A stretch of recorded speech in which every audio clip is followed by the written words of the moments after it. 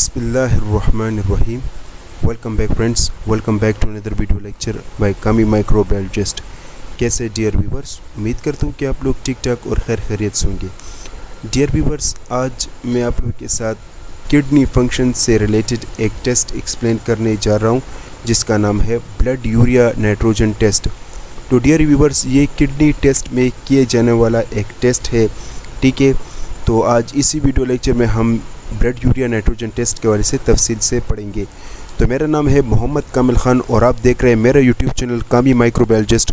तो चलिए जी वीडियो को स्टार्ट करते हैं।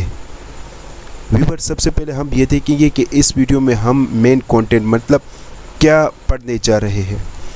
सबसे पहले हम ये पढ़ेंगे कि ब्लड यूरिया नाइट्रोजन टेस्ट क्या है, फिर इसका डायग्नोस्टिक पर्पस हम पढ़ेंगे, फिर हम देखेंगे कि टेस्ट प्रोसीजर क्या है, फिर इस टेस्ट को करने का कैलकुलेशन यानी इस टेस्ट को हम किस तरीके से फाइंड आउट करते हैं, कैलकुलेशन क्या है, फिर हम नॉर्मल रेंज देखेंगे इस टेस्ट का, फिर हम पढ़ेंगे कि अगर ब्लड यूरिया नाइट्रोजन खून में ज़्यादा या कम आता है तो इसके मेन वजूहात क्या होते हैं, फिर हम ट्रीटमेंट के हवाले से पढ़ेंगे, ठीक है।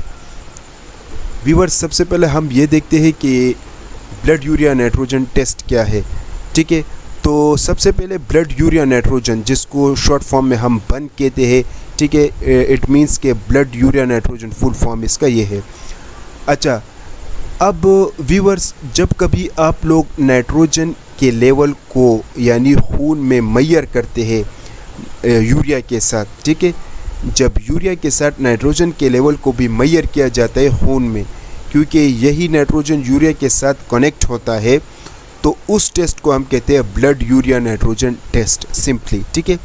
याद रखिएगा कि ये जो नाइट्रोजन है ये दरअसल आपके पास एक कलरलेस गैस है जिसका कोई ख़ास किस्म का कलर नहीं होता और ख़ास किस्म का ऑर्डर नहीं होता, और ये आपके पास एटमॉस्फेयर में तकरीबन 78% मौजूद होता है, ठीक है। बात करें इसके इम्पोर्टेंस की, तो याद रखिएगा व्यूअर्स कि ये जो नाइट्रोजन है इसके बहुत से इम्पोर्टेंस है, लेकिन सबसे मोस्ट इम्पॉर्टेंट काम ये है कि ये न्यूक्लिक एसिड का एक बिल्डिंग ब्लॉक्स है। मतलब ये हुआ कि ये जो न्यूक्लिक एसिड जैसे कि RNA DNA होता है, यही नाइट्रोजन से बना होता है। अच्छा, लेकिन एक बात ये भी जहन में याद रखिएगा कि अगर यूरिया का कनेक्शन नाइट्रोजन के साथ हो, ठीक है, और अगर बॉडी में यूरिया का कनेक्शन नाइट्रोजन के साथ हो तो ये एक वेस्ट मटेरियल बन जाता है और ये बॉडी के लिए फिर टॉक्सिक होता है। तो इट मीन्स कि इस का बॉडी से निकलना नहायत ज़रूरी होता है, ठीक है। दूसरी बात ये कि ये जो आपके पास यूरिया होता है ना, तो इसमें आपके पास 2 नाइट्रोजन के मॉलिक्यूल्स होते हैं। यहाँ पर मैंने नाइट्रोजन लिखा है लेकिन यहाँ पर मेरे कहने का मतलब यूरिया है। तो एक यूरिया के मॉलिक्यूल में 2 नाइट्रोजन के एटम्स होते हैं, ठीक है। अच्छा, तो ये एक शॉर्ट इंट्रोडक्शन था ब्लड यूरिया टेस्ट के वाले से। अब व्यूअर्स, हम बात करते हैं कि डायग्नोस्टिक पर्पस ये टेस्ट हम क्यों करते हैं। तो याद रखिएगा कि इस टेस्ट का मकसद ये होता है कि इस टेस्ट से हम नाइट्रोजन और यूरिया का लेवल को जानते हैं। मतलब इस टेस्ट से हमें नाइट्रोजन और यूरिया का लेवल पता चलता है। इसके अलावा इस टेस्ट से हमें किडनी और लिवर के फंक्शन, साथ में किडनी और लिवर के बीमारियों का पता चलता है। इस टेस्ट के करने से हमें ये पता चलता है कि मरीज़ को डायलिसिस की ज़रूरत है या नहीं। साथ में ये भी पता चलता है कि जो डायलिसिस मरीज़ को हमने किया यानी जो डायलिसिस मरीज़ के लिए किया गया है, क्या वो डायलिसिस कामयाब हुआ है या नहीं, ठीक है। इस टेस्ट को करने से हमें ट्रीटमेंट यानी जो इलाज हम प्रोवाइड करते हैं उसका भी हमें पता चलता है, ठीक है। इसके अलावा इस टेस्ट को करने से हमें हाइड्रेशन यानी बॉडी में जो पानी का यानी हाइड्रेशन का जो लेवल होता है उसका भी पता चल जाता है, ठीक है। इसके अलावा इस टेस्ट से हमें प्रोटीन के मेटाबॉलिज्म का भी पता चलता है, ठीक है। तो डियर व्यूअर्स, इस मकसद के लिए ये टेस्ट किया जाता है, ठीक है। तो ये थे आपके पास टेस्ट इंपॉर्टेंस और ये टेस्ट क्यों किया जाता है। अब हम पढ़ते हैं रिक्वायरमेंट्स कि जब ये टेस्ट हम करेंगे तो हमें क्या रिक्वायर्ड होगा। सबसे पहले आपको चाहिए ब्लू टिप्स। ब्लू टिप्स से आपने क्या करना है, यूरिया जो हमारे पास किट अवेलेबल होता है, ठीक है, तो वो किट आप लेंगे और इससे आप यूरिया का टेस्ट लगाएंगे। हमें ड्राई इंक्यूबेटर चाहिए जिससे हम जब यूरिया का टेस्ट लगाते हैं तो इंक्यूबेटर में रखना चाहिए ताकि ड्राई इंक्यूबेटर में, ताकि टेम्परेचर प्रोवाइड हो सके और टेस्ट का रिज़ल्ट सही तरीके से आ जाए। सेंट्रीफ्यूज की ज़रूरत होती है जिससे हम सीरम या प्लाज्मा को जुदा करते हैं। ब्लड आपने लेना होगा रेड टॉप में, जेल ट्यूब में या हेपरिन ट्यूब में, जिसको हम कहते हैं ग्रीन टॉप। इसके अलावा आपको चाहिए येलो टिप। तो व्यूअर्स, येलो टिप इसलिए ज़रूरी होता है कि इससे हम सीरम या प्लाज्मा लेते हैं और टेस्ट को मतलब उस सीरम और प्लाज्मा को फिर किट में ऐड करते हैं, ठीक है। इसके अलावा आपको चाहिए सेलेक्ट्रा मशीन और आपको चाहिए माइक्रोलैब 300 मशीन, ठीक है। व्यूअर्स, सेलेक्ट्रा आपके पास एक फुली ऑटोमेटेड मशीन होता है, जबकि माइक्रोलैब आपके पास सेमी ऑटोमेटेड मशीन होता है, ठीक है। तो इस असल में इस मशीन पर हमने यूरिया का टेस्ट लगाना है, ठीक है, नाइट्रोजन का टेस्ट नहीं। जब आपको यूरिया का पता चल जाए ना, तो फिर नाइट्रोजन का पता चलता है। वो आगे के स्लाइड में मैं आपको बताऊँगा कि किस तरीके से, ठीक है। अच्छा जी, तो अब हम बात करते हैं प्रोसीजर कुछ यूँ है कि सबसे पहले आपने ब्लड लेना है जेल टॉप में, रेड टॉप में या ग्रीन टॉप, जिसको हम हेपरिन ट्यूब कहते हैं। फिर आपने ब्लड को सेंट्रीफ्यूज करना है, उससे सीरम या प्लाज्मा को जुदा करना है। फिर आपने क्या करना है, इस टेस्ट को एडवांस मशीन या फुली ऑटोमेटेड मशीन पर रन करना है, ठीक है। अच्छा, इसके अलावा जैसे आपके पास रिज़ल्ट आ जाएगा तो फिर आपने इसको नोट करना है और फिर रिपोर्ट दे देना है। याद रखिएगा कि जो ब्लड यूरिया नाइट्रोजन जो हमारे पास होता है, उसका नॉर्मल रेंज आपके पास 7 से 20 मिलीग्राम पर डेसीलीटर होना चाहिए, ठीक है। अब हम बात करते हैं कैलकुलेशन। व्यूअर्स, अगर लेट सपोज आपके पास लेबॉर्ट्री में एडवांस मशीनरी नहीं है या फुली ऑटोमेटेड मशीनरी नहीं है जिस पर इस टेस्ट को लगाया या रन किया जाता है, तो फिर आप इसको सिंपल कैलकुलेट भी कर सकते हैं। लेकिन कैलकुलेशन के लिए ज़रूरी है कि आपने यूरिया का टेस्ट लगाना होगा, ठीक है। तो ये एक फार्मूला है इस फार्मूले के ज़रिए हम ब्लड यूरिया नाइट्रोजन करते हैं, यानी फाइंड आउट करते हैं, ठीक है।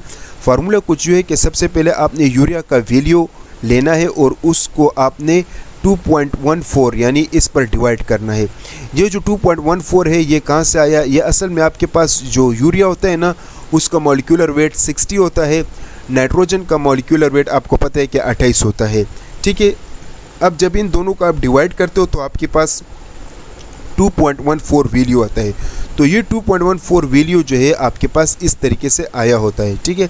अच्छा, अब हम एक एग्जांपल पढ़ते हैं कि लेट सपोज आपके पास यूरिया जो है वो 28 है, तो आपने क्या करना है, 28 को 2.14 के साथ डिवाइड करना है। तो इसी तरीके से आपके पास जो वैल्यू आएगा वो वैल्यू आपके पास ब्लड यूरिया नाइट्रोजन का होगा, ठीक है। तो this is very simple calculation जिसके ज़रिए आप blood urea nitrogen find out करते हैं। अब बात करते हैं कि लेट सपोज अगर ब्लड यूरिया नाइट्रोजन आपके खून में ज़्यादा आता है तो इससे कौन सी बीमारियां होती है या कौन सी कंडीशन से ब्लड यूरिया नाइट्रोजन खून में ज़्यादा आता है। याद रखिएगा, अगर इसका लेवल ज़्यादा होगा तो इसकी वजह से आपकी किडनी में ट्यूमर और आपकी किडनी फेल हो सकते हैं, ठीक है। हार्ट फेलियर हो सकता है। इसके अलावा जो है गैस्ट्रोइंटेस्टाइनल ब्लीडिंग होती है अगर इसका वैल्यू ज़्यादा आ जाए। इसके अलावा यूरिन ट्रैक ऑब्स्ट्रक्शन भी होता है, यानी यूरिनरी जो ट्रैक्स होते हैं उसमें रुकावट आ सकता है। इसके अलावा कुछ ऐसे एंटीबायोटिक्स है अगर उसका इस्तेमाल किया जाए तो इसकी वजह से ब्लड यूरिया नाइट्रोजन ज़्यादा आता है। अगर खुराक में ज़्यादा से ज़्यादा प्रोटीन का इस्तेमाल किया जाए या वो लिया जाए तो इसकी वजह से भी ब्लड यूरिया नाइट्रोजन ज़्यादा आता है। इसके अलावा ब्लड यूरिया नाइट्रोजन की वजह से अगर लेट सपोज कोई बंदा जल जाए तो जलने की वजह से भी ब्लड यूरिया नाइट्रोजन खून में ज़्यादा आता है। इसके अलावा एक ऑटोइम्यून डिजीज़ हमारे पास होते हैं जिसको हम कहते हैं एडेंसन डिजीज़, तो इसमें भी ज़्यादातर ब्लड यूरिया नाइट्रोजन खून में ज़्यादा आता है, ठीक है। अगर सवियर इन्फेक्शन हो तो इसमें भी ब्लड यूरिया नाइट्रोजन ज़्यादा आता है। और अगर डिहाइड्रेशन हो, आपको पता है कि जब हाइड्रेशन हो तो उसमें यूरिया हल हो जाता है जिसकी वजह से यूरिया बॉडी से निकल जाता है तो यूरिया नॉर्मल होता है। लेकिन डिहाइड्रेशन के केस में भी ब्लड यूरिया नाइट्रोजन जो है यूरिया नाइट्रोजन तो ये खून में फिर ज़्यादा आता है, ठीक है। अच्छा जी, अब हम बात करते हैं वो मेन वजूहत जिसकी वजह से यूरिया आपके बॉडी में कम होता है, ब्लड यूरिया, ठीक है। अच्छा, याद रखिएगा ये जो यूरिया नाइट्रोजन होता है अगर ये आपके खून में कम हो तो ये अच्छी बात है। इसका ज़्यादा होना नुकसानदेह है जबकि इसका कम होना कुछ नहीं होता क्योंकि इसका कोई ख़ास फंक्शन ही नहीं है। तो ये बॉडी के लिए टॉक्सिक या नुकसानदेह क्योंकि एक वेस्ट मटेरियल होता है, ठीक है। अच्छा जी, तो यूरिया नाइट्रोजन ब्लड में इसलिए कम आता है कि जब माल न्यूट्रिशन हो आपको, ठीक है, मतलब आप न्यूट्रिएंट्स लेते हो और वो सही तरीके से उसमें जो प्रोटीन और विटामिन्स होता है वो सही तरीके से इनटेक नहीं होता, ठीक है। इसके अलावा हमारे पास जब सवियर लिवर डिजीज़ यानी जिगर की बीमारी हो, जब शदीद किस्म की, या मसल इंजरी हो, तो इसकी वजह से भी ब्लड यूरिया नाइट्रोजन कम आता है। इसके अलावा शराब पीने से और स्मोकिंग करने से, ठीक है, ये भी ब्लड यूरिया नाइट्रोजन को कम करता है। इसके अलावा प्रेगनेंसी के केस में भी यूरिया नाइट्रोजन कम होता है। इसके अलावा ओवर हाइड्रेशन, अगर ज़्यादा से ज़्यादा पानी लिया जाए, ठीक है, नॉर्मल सलाइन लिया जाए, तो उसकी वजह से भी, यानी पानी अगर बॉडी में ज़्यादा हो तो इसकी वजह से भी क्या होता है, ब्लड यूरिया नाइट्रोजन आपके खून में कम आता है, ठीक है। अब अगर हम बात करें इलाज की यानी ट्रीटमेंट की, तो सबसे पहले आपने स्मोकिंग या अल्कोहल नहीं लेना, जिसकी वजह से आपके खून में ब्लड यूरिया नाइट्रोजन एक नॉर्मल लेवल में रह सकता है। इसके अलावा आपने खुराक में हाई प्रोटीन नहीं लेना, यानी ज़्यादा प्रोटीन का इस्तेमाल नहीं करना, ठीक है। अगर आप ब्लड प्रेशर और डायबिटीज़ जैसी बीमारियों पर कंट्रोल कर सके तो आप ब्लड यूरिया नाइट्रोजन को भी कंट्रोल कर सकते हैं। इसके अलावा अगर कोई शदीद मतलब किडनी फेलियर हो, तो अगर उस केस में अगर आप डायलिसिस करेंगे तो तब भी डायलिसिस के करने से भी ब्लड यूरिया नाइट्रोजन खून में कम आता है। इसके अलावा रिहाइड्रेशन, यानी अगर आप पानी का ज़्यादा इस्तेमाल करेंगे, अच्छा याद रखिएगा, अगर किडनी फेल हो जाए ना तो जाहिर है पानी बॉडी से नहीं निकलता, क्योंकि किडनी क्या करता है, उसको निकालता है। लेकिन अगर आपका किडनी लेट सपोज ठीक हो तो और आपके खून में फिर भी ब्लड यूरिया नाइट्रोजन ज़्यादा है, तो आपने पानी का ज़्यादा से ज़्यादा इस्तेमाल करना होगा ताकि यूरिन के शक्ल से ये आपके बॉडी से निकल जाए, ठीक है। तो this is all about blood urea nitrogen test. बहुत बहुत शुक्रिया देखने के लिए व्यूवर्स। अगर आपको वीडियो अच्छी लगी हो तो इसको ज़रूर लाइक कीजिएगा, हमारी वीडियो को अपने दोस्तों के साथ लाजमी शेयर कीजिएगा और चैनल को सब्सक्राइब कीजिएगा ताकि आपको अच्छे से अच्छी वीडियोज़ की अपडेट मिल सके। बहुत बहुत शुक्रिया देखने के लिए।